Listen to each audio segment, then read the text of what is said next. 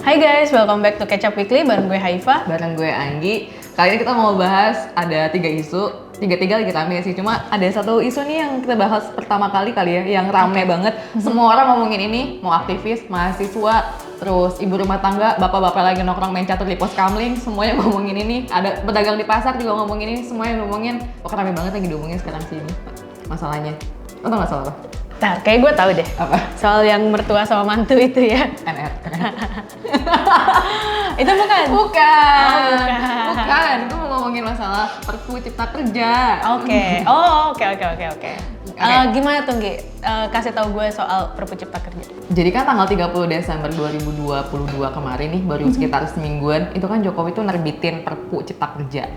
Yang dimana undang-undang Cipta Kerjanya sebenarnya sekarang lagi ada di MK nih, lagi digugat karena dinilai inkonstitusional. Minta diperbaikan karena kan memang awalnya sempat minta direvisi terus akhirnya udah diajukan ke MK. Nah, Perpu Cipta Kerja ini yang sekarang jadi bahan omongan A, B, C, D, semua orang ngomongin ini lagi ya, ada yang pro, ada yang kontra, banyak lah kayaknya. Mulai dari mungkin para pekerja relate banget kali ya, karena ngebahasnya ya itu masalah-masalah cuti, masalah-masalah kontrak kerja kayak PKWT, terus masalah pesangon, libur, jam istirahat, ngebahasnya ke situ-situ. Oke, coba boleh nggak lu jelasin satu-satu kayak apa aja sih yang dari tadi lo sebutin itu tadi? Karena kita cewek, jadi kita ngomongin dari hal yang paling sentimental dulu nih buat perempuan.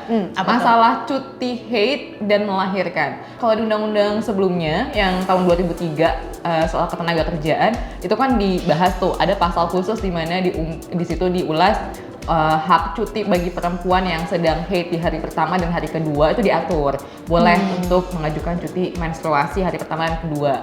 Begitu juga melahirkan. Boleh diatur juga 1,5 bulan sebelum melahirkan dan 1,5 bulan setelah melahirkan. Intinya 3 bulan? Intinya 3 bulan sebenarnya.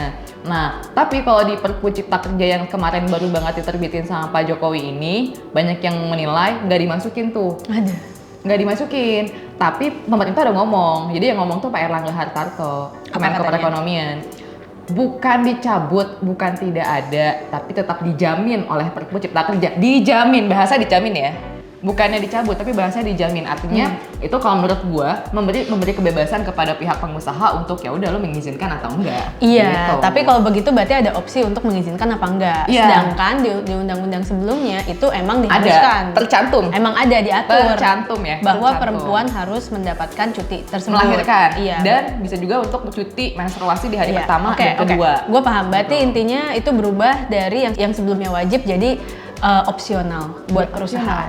Jadi ya pengusaha bebas nih, lo mau kayak mau gimana. ngasih apa enggak. Tapi di situ juga dicantumin sih. Jadi sistem opsionalnya tuh kayak tetap kalau yang ibu melahirkan 1,5 bulan sebelum melahirkan dan 1,5 bulan setelah melahirkan berdasarkan rekomendasi dokter atau bidan.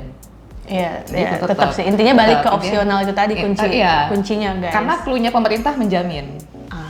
Itu. Terus nih selanjutnya gue pengen denger pesangon kali ya? Bukan, gue yang sebelum masuk ke pesangon nih, gue paling sering denger yang protes tadinya liburnya 2 hari jadi 1 hari. Nah itu gimana sih? Oke, soal jam kerja. Ya. Nah berarti kalau soal jam kerja itu kan kalau di undang-undang tahun 2003 ketenaga kerjaan kita 5 hari kerja, 2 hari libur. Istirahat jatuhnya kalau di pasalnya. Kalau seandainya di Perpu yang Cipta Kerja ini itu bukan optional lagi sih, tapi lebih rinci kalau menurut gue. Jadi kalau misalkan dalam sehari kita kerja 8 jam, 40 jam dalam seminggu, kita liburnya 2 hari. Tapi kalau misalkan kita kerja 7 jam dalam sehari, liburnya cuma 1 hari. Berarti dihitung per hour?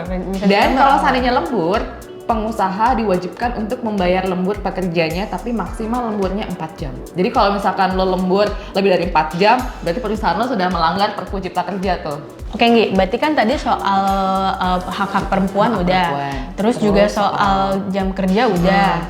Nah sekarang yang gue pengen tahu itu soal pesangon. Wah ini juga nih rame nih. Iya, soalnya kan katanya pesangon itu kalau misalnya kita tiba-tiba berhenti kerja atau dipecat, itu gimana sih? Gue nggak ngerti. Pesangon itu kalau di Perpu Cipta Kerja yang sekarang, kalau seandainya misalkan kita kerja nih dalam waktu 1 tahun, terus di PHK, di PHK, ya udah kita dapat 1 bulan gaji. Maksudnya dapat 1 bulan upah, hitungannya bahasanya adalah upah ya, gaji sih sebenarnya. Bedanya sama yang sebelumnya? Bedanya jumlah ke bawahnya itu, jumlah ke bawahnya. Kalau misalkan sudah bekerja 1 tahun, 1 tahun bekerja itu bisa terima upah, bisa kalau di PHK bisa terima upah 1 kali gaji.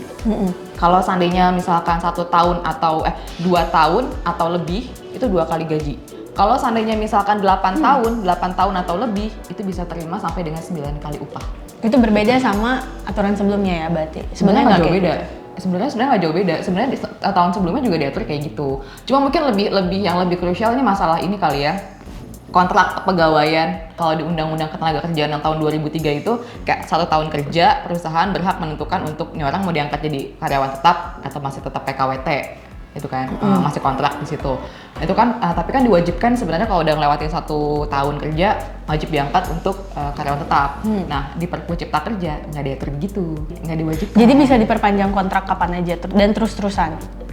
Balik lagi ke pihak pengusahanya. Jadi pemerintah mengembalikan aturan itu kepada pihak swasta, ke pihak perusahaan, pengusaha. Menurut gue itu risky buat pekerja sih. Ya, betul. Karena kontraknya jadi bisa, ya maksudnya kayak bukannya seuzon sama pengusaha, tapi kan namanya pengusaha kan pasti ada, misalnya dia ngejar profit atau ngejar apa. Nah menurut gue dengan kontraknya boleh mau diperpanjang apa enggak kayak gitu atau diperpanjang terus dan lain-lain ya itu menguntungkan buat pengusaha memang, tapi di sisi lain buat pekerja itu agak risky. Merugikan ya? Merugikan lah karena dia nggak diangkat-angkat menurut gue sih. Bisa jadi karena itu bisa jadi peluang untuk pengusaha kalau misalkan perusahaan yang mungkin nggak stabil dan segala macam bisa tetap kontraknya tetap bertahun-tahun masih kontrak karena itu menjadi di beberapa perusahaan juga kan. Belum ada Perpu Ciptaker atau belum ada undang-undang gitu Ciptaker kan? Aja praktek-praktek sketchy kayak gitu terjadi, apalagi kalau sekarang dengan ada wadah hukumnya. Makanya Perpu Ciptaker itu sekarang digugat lagi ke MK, digugatnya sama mahasiswa, aktivis, dosen, digugat lagi. Gitu. Ya menurut gue kita juga harus mengambil peran sih untuk kayak kayak ini emang merugikan gitu kan. Ada yang lucu. Peran apa yang bisa kita ambil? Ada yang lucu. Apa? Jadi Prof. Mahfud MD, lagi-lagi Menko Polhukam kita, Prof. Mahfud MD. Pintar menurut gue asli. Iya asli gitu. Bilang tuh ini tuh sebenarnya ya tidak perlu diributkan kalau bahasanya Prof. Mahfud. Tidak juga menguntungkan bagi pengusaha. Intinya adalah untuk kebaikan bersama. Tapi Prof. Mahfud bilang gini, tapi kalau posisi saya bukan menteri, saya juga pasti akan mengkritik Perpu Cipta Kerja ini. Nah, oke, menarik sih statementnya.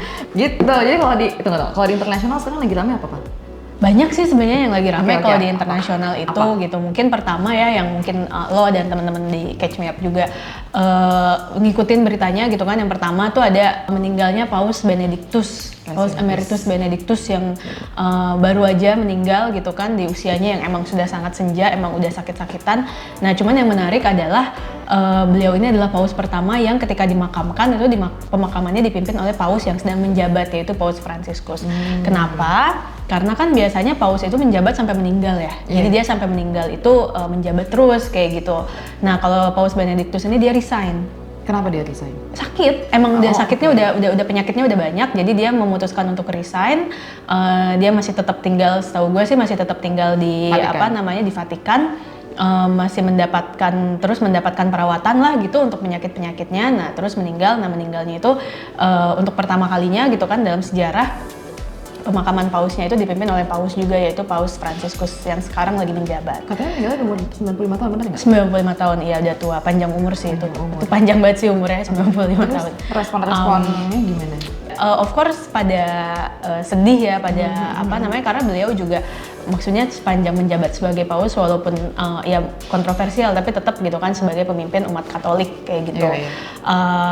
Namun emang dari pihak Vatikannya sendiri udah menjelaskan bahwa dalam pemakamannya itu bakal sederhana aja gitu kan, nggak bakal gede-gedean dan bakal dihadiri oleh orang-orang terdekat aja kayak gitu atau orang-orang yang di Vatikan aja. Oke, terus selain itu kan tadi soal meninggalnya Paus Emeritus Benedictus. Nah, ada apa lagi di internasional rame? Gue dengar-dengar kata di Cina lagi rame karena di ban 12 negara, bener nggak? Yes, jadi di Cina itu emang sekarang lagi rame kasus COVID di sana guys, lagi meningkat, bahkan menurut prediksi bakal ada kematian sampai 1 juta kematian di sana.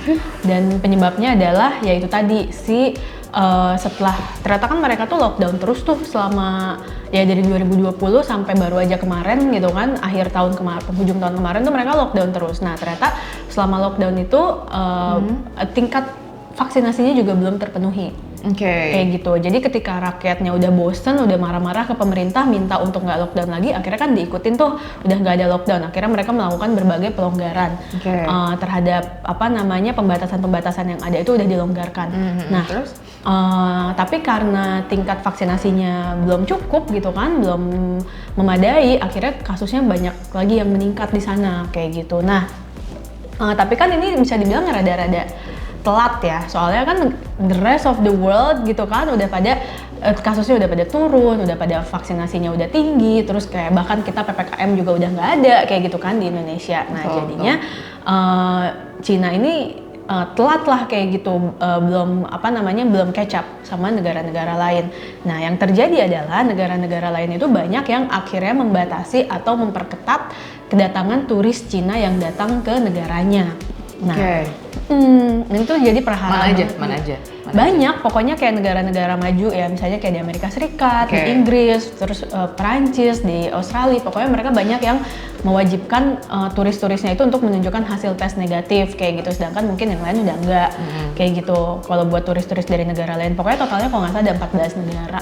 Bahkan ada negara yang melarang turis Cina untuk datang entirely, itu kayak Maroko tuh kalau nggak salah mereka bener-bener melarang pokoknya untuk turis dari Cina nggak boleh masuk kayak gitu. Nah, bete nggak sih lo diginiin? Bete kan, jadi bete banget. Indonesia gimana? Indonesia enggak. Jadi Kemenkes itu menurut Pak Budi Gunadisadikin gitu kan sebagai Menteri Kesehatan, dia bilang bahwa Indonesia kayaknya belum perlu untuk memperlakukan hal itu. Jadi Indonesia ya sama aja kayak memperlakukan PD sama imunitas warga Indonesia. Iya, soalnya gitu.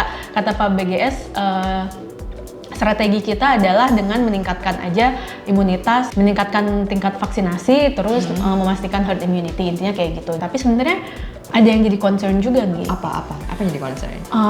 Di Malaysia itu baru ditemukan ini baru, strain COVID baru, iya mutasi baru dari COVID, dan ini katanya dari nggak kelar. Ya, mutasinya tuh dibawa dari turis Cina yang berkunjung ke sana. Makanya ini juga menjadi concern bagi masyarakat global lah kayak gitu, karena takutnya ini menyebar lagi kayak gitu mutasi baru ini gitu. Makanya menurut negara-negara tadi tuh yang memberlakukan pembatasan terhadap turis Cina, mereka beralasan bahwa ini bukan karena mereka diskriminatif atau apa, tapi emang ini adalah measure yang dibutuhkan. Karena kalau kata epidemiolog kan juga sebenarnya yang bikin tingkat COVID melonjak di berbagai negara tuh mutasinya kan? Bener. Adanya mutasi-mutasi baru gitu kan. Betul. Terus pemerintah Cina, Jinping gimana?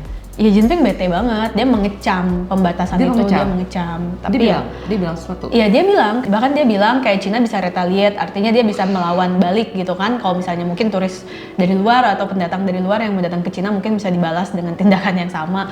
Gue nggak ngerti maksud dari retaliate itu apa, tapi intinya dia bete banget dan dia mengecam tindakan dari negara-negara tadi. Tapi obviously sama Indonesia enggak ya, karena kita nggak mengarang. Nah mungkin satu lagi yang menurut gue perlu ditekankan adalah Cina itu karena kasusnya nambah terus, mereka sampai udah nggak menghitung kasus lagi. Jadi udah nggak diupdate lagi kasus hariannya kayak gitu. Dan terhadap hal ini tuh WHO, World Health Organization itu nggak suka gitu kan, nggak setuju gitu karena gitu kan jadinya gitu ya? Iya, karena jadinya kan nggak bisa di-track ya, kita jadi nggak tahu angka-angka positif di negaranya itu seperti apa. Nah jadi kata WHO pokoknya mereka mendorong Cina untuk memberikan angka real time dan spesifik soal jumlah kasus COVID di negaranya. Jadi Cina nih menurut gue sekarang dia lagi bergumul dengan masalahnya ketika kita udah enggak sih, intinya kayak gitu. Jadi emang itulah di situ lagi menurut gue itu pentingnya kita punya kebijakan yang emang bener-bener tepat. Kalau nggak tepat tuh ya jadinya chaos ya. Iya, dan kehidupan protes di mana-mana gitu. Rame ya berita-berita internasional. Terus kira-kira apa lagi sekarang? Ada lagi nggak yang nggak kalah rame gitu? Iya, karena sekarang hawanya masih tahun baru, ada satu negara yang baru aja memberlakukan kebijakan menarik sih menurut gue di tahun baru, di awal tahun baru. Apa?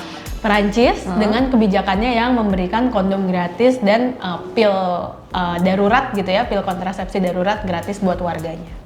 Emmanuel Macron, Bapak Presiden. Dan yang ngumumin langsung Pak Emmanuel Macron himself. Jadi awalnya gini, Gimana jadi kan ya biasa lah, mungkin kan kalau di negara barat untuk untuk kesehatan seksual tuh mereka udah lebih concern ya. Sepanjang tahun 2021-2022 itu angka PMS di Perancis tuh meningkat sampai 30%. Gede loh. Gede banget. Akhirnya kata Macron, ini kita nggak bisa nih kayak gini, kita harus melakukan kesehatan preventif, melakukan kebijakan untuk menghindari penyebaran penyakit PMS itu tadi. PMS itu apa? Penyakit menular? PMS itu penyakit menular seksual. Jadi tuh kayak misalnya HIV, sifilis, yang kayak gitu-gitu. Pokoknya penyakit-penyakit yang menular dari hubungan seksual. Intinya itu. Oke, itu kalau buat gue kebijakan yang kalau buat di negara barat kayak kebijakan yang cukup populis ya. Itu lumayan populis sih, khususnya di kalangan anak muda. Nah, terus juga yang perlu lo tahu, jadi yang dibagiin itu kondom gratis. Jadi lo bisa datang kayak ke apotek terus lo dikasih kondom gratis dan pil ini juga, pil kontrasepsi darurat gratis. Jadi kalau misalnya lo habis berhubungan terus kayak unprotected atau kurang aman kayak gitu, nah lo bisa minta pilnya biar mungkin gak hamil gitu ya ke apotek-apotek terdekat, dan itu semuanya gratis diberikan buat anak muda di sana, termasuk juga minor atau anak-anak yang di bawah umur kayak gitu. Jadi ini menarik sih menurut gua, kebijakannya menarik sih untuk mencegah penyakit seksual. Ya diberikan alat pencegahnya guys. Iya. Ini sebenarnya sama aja kayak sex education juga kan? Iya, ada sex education-nya juga. Iya, ada sex education-nya juga. Rame banget ya berita pekan ini tuh, mulai dari yang nasional, internasional, rame semua. Yes, tapi kalau misalnya lu pengen ngikutin berita-berita yang seru tadi, kalau misalnya nungguin kita baru ada minggu depan lagi. Jadi daripada nungguin, mendingan lu subscribe di emailnya Catch Me Up ya kan, Catch Me Up sini. Nah itu tiap pagi lu bakal dapat email dari kita yang berisi update-update terbaru dari berita-berita yang tadi itu. Seru banget sih. Seru. Sampai jumpa minggu depan. Bye.